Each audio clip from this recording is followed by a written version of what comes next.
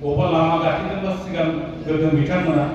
बबा हानजा खुंदोंबा बिथांमोनखौ सिगां खालामदों। बे आन्दोलननि गेजेराव गोबां आइजोफोरा जिनाहारि खालामजाबाय, गोबां खस्थ' सहाय नांबाय। बेनि गेजेरजों दिनै बर'फोरनि गेजेराव मोनथाम सुक्ति जाबाय। बे मोनथाम सुक्ति जानायनि उनावबो दिनै बर'फोरनि जिथु राजखान्थि भाबै जों जेब्ला मोनथाय मोननांगौ बे दिनैसिमबो आबुं जायाखै आरो मावनो गोनां। आइजो आफादा बेखौल' मावाखै, बिनि बादैबो बर' हारिनि गेजेरनि आइजोफोरनि गेजेराव आइजो सांग्रांथि लाबोनाय, बर' हारिनि बादैबो गुबुन गुबुन हारिनि गेजेराव आइजोफोरनि सांग्रांथि जानांगौ। बेखौ महिला हुलुलि फरायसाखौ असमियाव बुङो। बे सायाव आइजो आफादा दिनैसिमबो नारा नाथाय खामानि मावबाय थादों आरो मावबाय थालांनांगोन। आइजो आफादा गतिके थांना थानांगोन जोंनि हारिनि गेजेराव। जों आइजोफोरनि जेंना जेंसिजों लोगोसे राजखान्थि बिथिङावबो खामानि मावनो थाखाय आइजो आफादखौ नांगौ होननानै जोंनिफ्राय जों बुंगोन थारमाने। दा बे बेलायाव आंनि बे खौसेथि बर' सुबुं आफादनि जिथु जोनोम, बे जोनोमा बोरै बोरै जाखो दहाय जोंना मेल बेखेवगिरिया बुंलांबाय। आं बेखौ आरो फिन बुंनो नागिरा। मानो होनोबा जोंबो दिनै जों मोनसे माहारियारि आफाद, मोनसे नन पलिटिकेल मोनसे ससियेल अर्गानाइजेसन हिसाबै स्टाब्लिश जाबाय। जों बुंना लानाय बाथ्रा नङा बियो। भारत सरकारा, आसाम सरकारा जोंखौ अराजनैतिक राजखान्थि नङै मोनसे सामाजिक संगठन हिसाबै जितु 2027 मायथाइनि जितु 27 जानुवारियाव जितु थामथि बर' गोजोन गोरोबथा जाबाय, बे गोजोन गोरोबथानि नन पलिटिकेल मोनसे ससियेल अर्गानाइजेसन हिसाबै जायगा होनानै जोंखौबो नैबे बिटिआरनि बाहेरानि बर'फोरनि राजखान्थि जितु मोनथाय बे थामोनथाखौ गोजोन खालामनो थाखाय जोंखौबो बे सुक्तियाव सहि होफानो थाखाय जोंखौबो खाबु जों बिना लानाय नङा।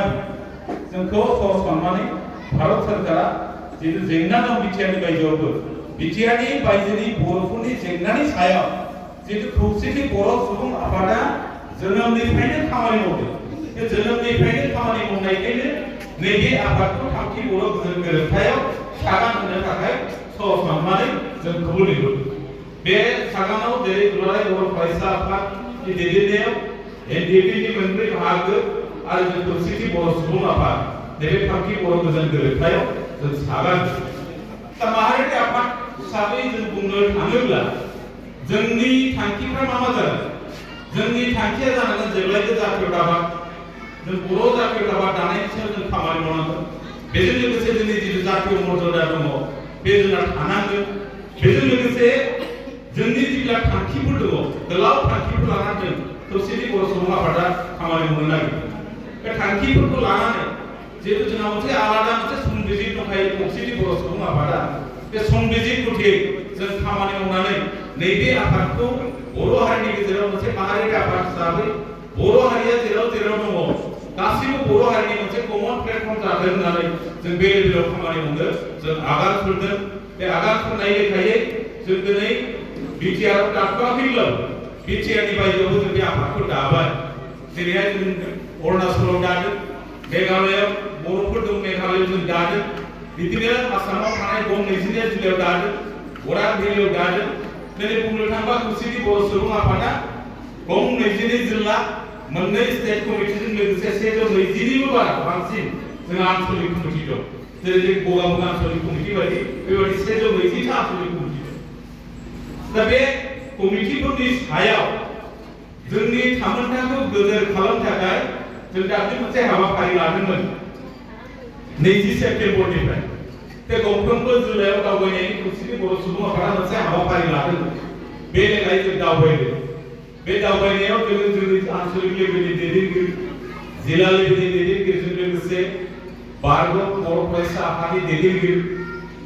बर' थुनलाइ आफादनि बारग' दैदेनगिरि बिथांमोन, माखासे गोरों रोंगौसा फोरोंगिरि बिथांमोनखौ प्राय 4,000निफ्राय 5,000नि गेजेराव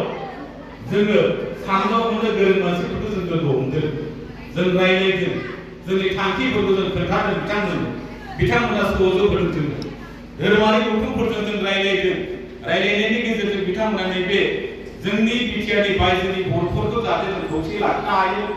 जोंनि राजखान्थि मोनथायफोरखौ जाहाथे जों सेनानै लाबोनो हायो, बिनि खामानि मावनो थाखाय गावनो जाहाथे जों बिटिआरनि बायजोनि बर'फ्रा गावनो मोनसे सिद्धांत लानानै खामानि मावनो हायो बिनि थाखाय बिटिआरनि बायजोआव नैबे खौसेथि बर' सुबुं आफादा खोब गोनांथार दङ आरो बेखौ बे आफादा दा गोदानै गोबां दैदेनगिरिफोर हाबनो थाखाय फैनो थाखाय जोंनो बाथ्रा जों सानदों फैगौ जोंनि रङियानि जिथु कनफारेन्स जागोन खौसेथि बर' सुबुं आफादनि बे कनफारेन्सआव हयथ' जों गोदान जोंनि एबार मिथिङाबो जिहेतु पारमानेन्टिं बेयाव गोदान आफादगिरि गोदान गाहाय नेहाथारि बिथांमोना नुनो मोनगोन गोदान बोसोनगिरि नुनो मोनगोन गोबां बिबानगिरिफोर गोदान नुनो मोनगोन आरो गोबां गोदानफ्रा जोंजों बाहागो लानो नागिरो दा बुंनो थाङोब्ला जोंना मेचियर जानाय फ्राय बोराय मानसिफ्रा जोंजों दङ दा आदारफोरमोना आगुनि दैदेनगिरि बिथांमोना जोंजों दङ जों दुलाराय बर' फरायसा आफादनि जोंनि जिथु बड'फा होनो बड'फा उपेन्द्रनाथ ब्रह्मजों जयै खामानि मावफानाय जोंजों दङ बिथांमोना जोंजों दङ जोंखौ थुलुंगा होयो जों बिदिनो खामानि दा बेखायनो जोंनि जिल्ला खौसेथि बर' सुबुं आफादनि जिल्ला दैदेनगिरिफोर दङ आं बे दैदेनगिरिफोरखौ जोङो मा लाबखौ लानानै जों खामानि मावगोन बिनि सायाव जोंना थिरां जागोन आरो जोंहा सुक्ति खालामदों होननानै जों बुंबाय थायो बे सुक्तिनि दफाफ्रा मा दं बेफोरखौ जों आयत्त खालामदों गतिके लिडार जानोब्ला एसे होमवर्कखौ खालामबा मोजां गतिके आं बारा गोलावखौ बाथ्राखौ बुंनो नागिराखै जोंना बिटिआरनि बायजोआव थामथि बर' गोजोन गोरोबथानि गेजेरजों सुक्तियाव जोंना मा फैगोन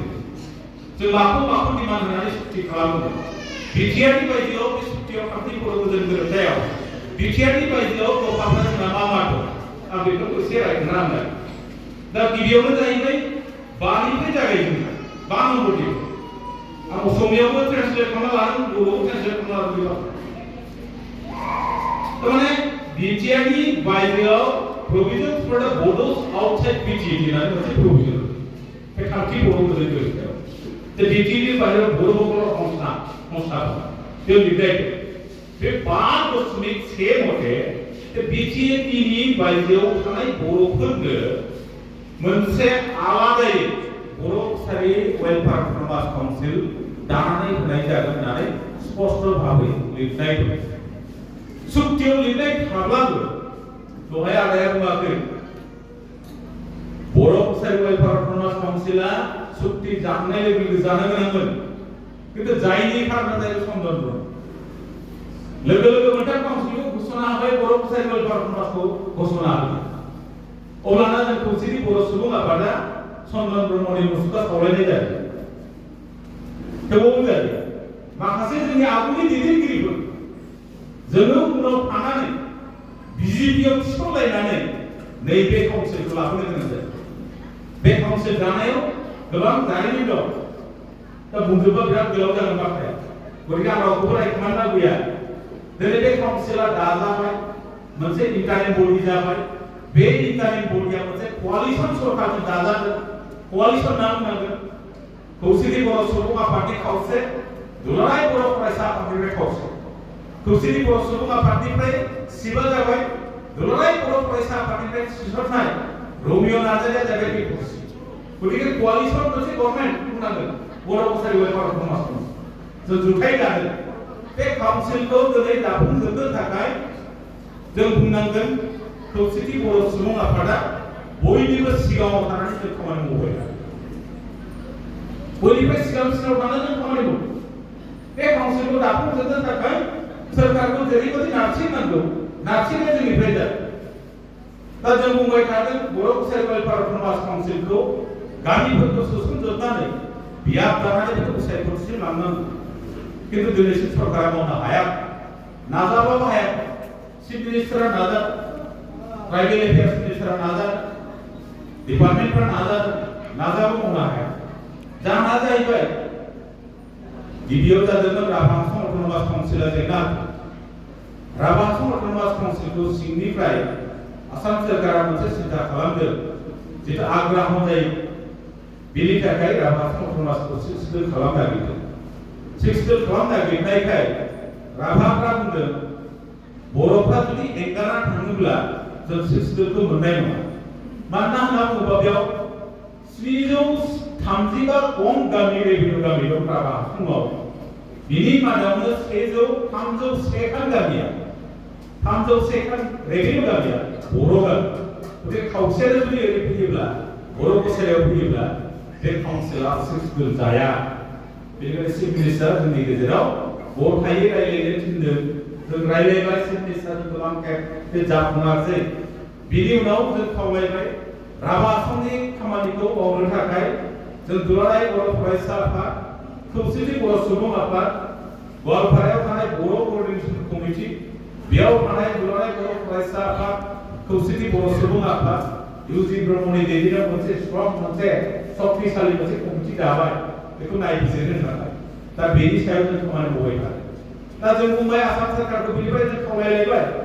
जिबिला गामिफ्रा जेबो आपत्ति गैला, अबजेक्सन गैला, बे अबजेक्सन गैयि गामिफोरखौ थाबैनो बर' कसारि वेलफेयार अट'नमास काउन्सिलाव थिसननांसिगौ। पेज वाइज फार्स्ट पेज हिसाबै जिहेतु चिफ मिनिस्टारा जोंखौ बुंदों, जों बुंबाय थादों बर' कसारि वेलफेयार अट'नमास काउन्सिला जिहेतु आसामाव थानाय जेसेबांनाखि काउन्सिलफोर दङ बे काउन्सिलनि गेजेराव बे मोनसे अट'नमास काउन्सिल खुद धुबुरीनिफ्राय जागायनानै सदियासिम आरो बे बराकभेलियाव गोसारना दङ। जोंनि ब्रु आरो रियां जोंजों गोरोबनाय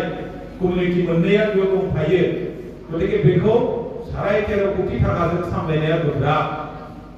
आरो रायजोफ्रा लुबैनाय बायदि बेयाव खामानि मावनो हाया। जों बे बाथ्राखौ बुंबाय थादों। बे बाथ्रा बुंनायाव चिफ मिनिस्टारा बेखौनो बुंदों जे गामि नटिफिकेशना जाब्लानो इलेक्शन जाब्ला नोंथांमोननि जिथु बाजेट बेखौ बारायना होनाय। बे बाजेटखौ बारायना होगोन होननायखायनो जोंनि बे गामिफोरखौ सोसननायनि थाखाय दाख्लैबो private affairs minister doctor Himanta Biswa शर्माजों बिथांखौ लोगो हमदों। लोगो हमनायनि गेजेरजों खावलायदों थाबैनो जोंखौ बानायनांगौ। आरो जोङो रायलायदों प्रिन्सिपाल सेक्रेटारि प्राइभेट एफेयार्सनि मुकेश साहु बिथांजों जों रायलायदों। रायलायनायनि गेजेरजों मुकेश साहु बिथाङा बुंदों जे नैबे डिसेम्बर दाननि गेजेराव जुदि भिलेज नटिफिकेशनखौ नोंथांमोना खालामना लानो हायाब्ला किन्तु नोंथांमोननि जिथु बाजेट बारायनायफोर बे जानाय नङा। नैबे डिसेम्बर दाननि गेजेरावनो भिलेज नटिफिकेशननि खामानिखौ मावनांगौ। बेनिखायनो जोङो दाख्लै लोगो लोगो जिथु प्रिन्सिपाल सेक्रेटारि ट्राइबेल एफेयार्सनि बिनिता आइएस अफिसार जों बिथांजों खौसेथि बर' सुबुं आफाद हिसाबै बिथांजों थांनानै जों मिटिं मोनसे खालामदों। जों बिथांखौ प्रेसार होदों जे जिल्लानिफ्राय डिसिफ्रा हरजोबनायनि उनाव दिनैसिमबो मानो बर' कसारि वेलफेयार अट'नमास काउन्सिलनि गामि सोसननाय खामानिया मानो जायाखै बेखौ थाबैनो मावनांगौ। बायद'आ मोनसे खोथा बुंदों रायजो जायगा बिबान होदों खामानिखौ मावाखै अफिसार। गतिके दिनैनिफ्राय मिनिस्टारा मोनसे नट लिरबाय बेखौ थाब मावनायनि थाखाय जों सिन्था खालामसिगोन, थाबैनो मावनो जों बेबस्था खालामगोन। खिन्थु फंसे बाथ्रा युवा अट'नमास काउन्सिलाव 121टा गामिया अबजेक्सन जादों। नोंथांमोना बेखौ मा खालामो? 121टा गामिखौ बाद होनानैथ' बर' कसारि वेलफेयार अट'नमास काउन्सिलनि भिलेज नटिफिकेशन खालामनो हाया। बेनिखायनो जों सानदों थाबैनो जों थांफिननानै रायलायफिनलायनानै सोरखारजों रायलायफिनलायनानै जि अबजेक्सन जादों बेखौ ट्राइबेल एफेयार्स मिनिस्टारखौ लाफानानै युवा अट'नमास काउन्सिलजों रायलायनानै बे अबजेक्सनफोरखौ दैखांनानै नैबे भिलेज नटिफिकेशनखौ नैबे डिसेम्बर दाननि गेजेराव जुदि बानायनो हाब्लासो जोंनि बाजेट बारायगोन, समस्ति दानाया जाफुंगोन आरो बेजों लोगोसे सायख'थियाबो हयथ' जानो हागौ। बिसिम लांनो थाखाय जों खौसेथि बर' सुबुं आफादा खोब जरदार भाबै बेनि सायाव जों खामानि मावो। दा बेखिनियाव आवगायनानै दङ। जों आसा फारिदों नैबे डिसेम्बरनि गेजेराव जों सोनो हागौ गामिखौ। गतिके फोरमायनो गोनां बाथ्रा दं, जों रायजोफोरनो बे बाथ्राखौ फोरमायदों। आरो बिनि बादैबो 5.2 मथे दा बाथ्राया थारसै आसाम सोरखारा मोनसे चुक्तियाव मोनसे रायखांनाय दङ অসম সরকার বিটিসি আর বৰ কছাৰী কল্যাণ সাহিত্য পরিষদে এখন যৌথ পৰিষদ সমিতি গঠন কৰা হ'ব। এই সমিতিৰ বিটিডিৰ বাহিৰত ৰৈ হোৱা গাঁওবোৰক চিনাক্ত কৰি উন্নয়নৰ বাবে প্ৰয়োজনীয় সহযোগ কৰিব ৰাজ্য চৰকাৰক দিয়া পৰামৰ্শ। তা 5.2 মতে বা বিটিআরनि बायजोआव थानाय बर' गामिफोर आसाम बिटिसि बर' कसारी वेलफेयार अट'नमास काउन्सिल आरो आसाम सरकार जयै जुथायै मोनसे कमिटि दादों। बिनि चेयारमेना जाबाय इउजि ब्रह्म दानानै दा बर' गामिफ्राव डेभेलपमेन्ट खामानि मावनो जों जिहेतु जइन्ट मनिटरिं कमिटिनि मेम्बार भारत सरकारनि नखर बिफान आसाम सरकार दुलाराय बर' फरायसा आफाद आरो खौसेथि बर' सुबुं आफाद जों मोनफ्रोमबो रायलायनायाव जों खौसेथि बर' सुबुं आफादनिफ्राय बाथ्राखौ नारसिनदों भारत सरकार जों बुंबाय थादों जे 5.2 क्र'र्सआ दाबो मानिपुलेट जाया मानिपुलेट जाया दिनै मोनसे बे गामियाव फैनानै जेंना मोनबाय जों जि जायगायाव मिटिं खुंदों न'आ लुखांबायनो फैसाया गैया आरो दाबो बर' गामिफोरखौ डिनटिफाइ खालामबाय मिसिं अट'नमास काउन्सिलनिफ्राय मिसिं अट'नमास काउन्सिलनिफ्राय ओंखारनानै जों जिहेतु बर' कसारि अट'नमास काउन्सिलाव हाबबाय नालाय दा मिसिं अट'नमास काउन्सिला बर' गामिफोराव डेभेलपमेन्ट खामानि मावो गतिके बेफोर खामानिया नैबे 5.2 निफ्राय जानांगौ दाख्लै जिहेतु गिलुबालु मोनसे खोब मोजां परिबेशआव दिल्लीयाव 19 नभेम्बरखौ जों खुंबाय बिनि सिगां बड'लेण्ड महोत्सव खुंबाय बे विश्व दरबाराव बर' हारिखौ सिनायथि होबाय गासैबो बुहुमनि मानसिया नायबाय बे प्रग्रामखौ नङा होमबा मोजांबो जाबाय बेयाव मोनसे घोषणा होबाय 15,000 कोटि थाखा आन्दोलनखौथ' जोंबो खालामदों सहिदाथ' जोंनिफ्रायबो जादों दा जोङो साननाया बिसोर बे 15,000 कोटिखौ बिटिआरनि बाहेरनि बर'फ्रा भाग मोनगोन ना मोना जों खौसेथि बर' सुबुं आफादनिफ्राय बुंबाय थादों मोननांगौ मोननाङा होमबा एबसुआ जेब्ला हांख्रायदोंमोन जोंखौ लामा लामा गाथेनो जोंबोथ' गारिदों बिएनसिआ जेब्ला आन्दोलन खालामदोंमोन जोंनिफ्रायबोथ' बेयाव मुंख्लं जादों बिएनसिनिफ्राय एनडिपिआ जेब्लानाखि आन्दोलन खालामदोंमोन बिनिफ्रायथ' एनडिपि दङ गतिके बाहेरायाव मा गैया बाहेरायावबो दंजोबो बाहेरनि बर'फ्राबो मोननांगौ होननानै जोंनि खौसेथि बर' सुबुं आफादनिफ्राय बे 15,000निफ्राय जोंबो भाग मोननांगौ होननानै जोंनिफ्राय डिमान्ड दं दा नैबे 5.2 मथे थारमाने 5.2 मथे बाहेरायाव डेभेलपमेन्ट जानांगौ होननानै गासैबो बे जइन्ट मनिटरिं कमिटि मोनसेया एडभाइजारि कमिटि मोनसे लिस्ट बानायबाय बबे गामियाव बेसेबां कमिटि बानायगोन बबे स्कुलखौ बानायगोन बबे लामाखौ बानायगोन बिनि लिस्ट खालामनानै आसाम सरकारनो गथायबाय किन्तु सरकारा दासिम मावाखै आसा खालामदोंमोन नैबे 15,000 कोटिनिफ्राय मावगोन नामा जों दा मोनसे फोथायनाय दा बिनि बादैबो जोंना 5.3 दफा दं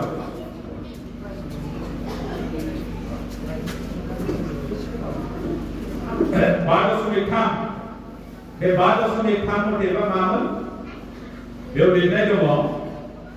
যে আসাম অসম সরকারের অনুষ্ঠিত জনজাতির তালিকার অন্তর্ভুক্ত আর অন্যান্য বনাঞ্চলত পরম্পরাগতভাবে থকা লোকসকল 2006 চনৰ বনভূমি আইন অনুসৰি বিটিডিৰ বাহিৰত ৰৈ যোৱা লোকসকলক থাকিবলৈ অধিকাৰ প্ৰদান কৰে তা বিটিডিৰ বাহিৰাও जोंनाथ' মেক্সিমাম ৰিজাৰ্ভ ओनसोल बर'फोरा सनितपुराव थाबाय कुसमान्डाव थाबाय ढेकियाजुलियाव थाबाय नङा होमबा ढेकियाजुलि सनितपुराव जाबाय ओरैहाय गुबुन जायगाफ्राव थाबाय धेमाजियावथ' जोंना प्राय ओरै सानजारि नोगोर जोंनि जनाय बे रिजार्भआनो गोजा गतिके नैबे आइननि सिङाव हाखौ होनांगौ होननानै जों बुंदों आरो बे आयदायाव होगासिनो दङ आरो नोंथांमोननि बेयाव थानाय माखासे ओनसोलाव अलरेडि सार्भे जादों होननानै आं खोनानानै गोजोननाय मोनदों हयथ' बेखौ होनो थाखाय जों जिल्ला मावख'आव थांनानै जों खावलायगोन आरो बे कमिटिनि आंबो सासे मेम्बार हिसाबै जों बेखौ बुङो दा बेनिफ्राय 2 नम्बर मथे दङ जोंना सुक्तियाव जाति खौसे भाषा हिंसा बिफोर जोंनि हारि सिनायथि होनाय जोंनि राव सोलोंथाइनि सायाव रैखाथि होनायनि थाखाय दफाफोर बे दफाफोरनि सायाव मा जागोन आं बेखौ बुंनोसै दा 6.1 दंमोन 2003आवनो जाखानाय नैथि बर' गोजोन गोरोबथायाव कार्बि आंलंआव थानाय आरो डिमासाव थानाय बर'फोरनो हाजोआरि ट्राइबेल मर्यादा होनांगौ होननानै बुंनाय दं दिनैसिम जायाखै जायनि थाखाय ओरैबायदि मोनसे खैफोद जादों बेयाव रायजो जानाय मानसिफ्रा बबेबा जुदि इउनिभार्सिटियाव एडमिसन मोननांगौबा बबेबा कलेजाव एडमिसन मोननांगौबा गथ'फ्रा मोनाखै आरो जोंनो खाफाल गैया होनना बुंनांगोन एम्सआव सासे डक्टर मोनदों कार्बि आंलंनिफ्राय रिपर्टआ थांबाय जे कार्बि आंलंनि अट'नमास काउन्सिलनि रिपर्ट मथेबा कार्बि आंलंआव थानाय बर'फोरा ट्राइबेल नङा गतिके बिनि एडमिशना जोंनि दिल्लीनि जितु एक्ट बेयाव गतिके बे एडमिशन मोननो हाया बिदि मोनसे बे लेभेलाव ट्राइबेल एफेयार्स मिनिस्टारजों जों रायलायबाय निरुपाय सुखिया दाबि फैनाय जायाखै ट्राइबेल संघजों आदित्य काकलारि बिथांजों जों रायलायबाय निरुपाय जेबो खालामनो हादिया गतिके बर' फिसा सासे डक्टर गोमाबाय बिदि लस जाबाय दा बेखौ जोंहा साननो गोनां बे लेभेलाव जों सावरायबाय थादों जों रायलायनानै बोरै फोजोबनानै कार्बि आंलंआव थानाय बर'फोरनि जितु ट्राइबेल स्टेटास मोननांगौ हादोर ट्राइबेल